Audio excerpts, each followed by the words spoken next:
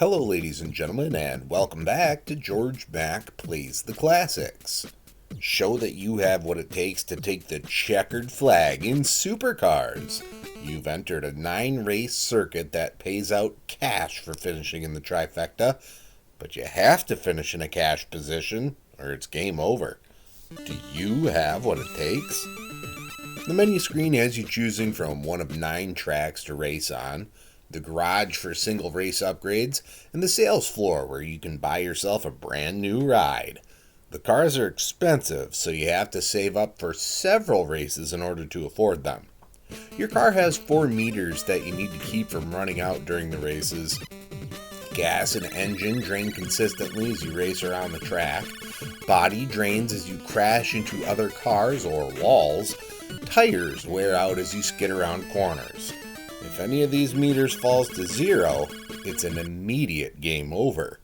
After each race, you're going to want to stop into the garage. This is where you pay to refill those 4 meters, and you don't want to forget to do that. There are also a handful of upgrades that increase the capabilities of your car. A few races have a lot of consecutive turns, which benefit from the power steering upgrade. If you know there are long straightaways, buy the high-speed kit. There are even missiles you can shoot from ahead or behind, though I didn't get use from them. As you save up money, you can buy better cars. It took me a while to move up to the next vehicle, but it did maneuver better. Maneuvering is important when you find oil slicks or patches of water on the road. These are placed randomly, so where it is in one playthrough isn't necessarily where it will be in another. This is definitely a long-haul game, and you get a password every time you complete the 9-track circuit, so you don't have to do it all in one sitting. When it comes to grading supercars on NES, graphics get a 2.5. The overhead view doesn't allow for much detail, but it looks pretty good overall.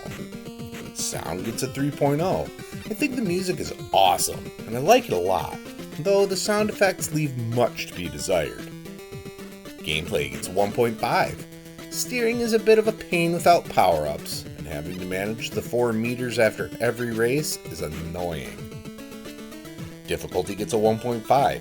The AI loves to stick in the middle of the road and always be in your way. Finishing outside of the top 3 or a drained meter is a game over.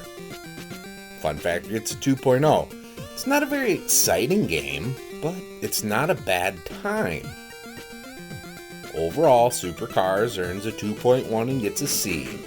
Not the best racing game, not the worst. I probably would have played through the whole thing as a kid. Well, that's going to do it for me for today. Please make sure to like this video.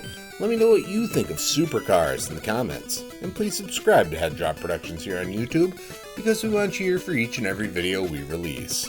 Because it is your destiny.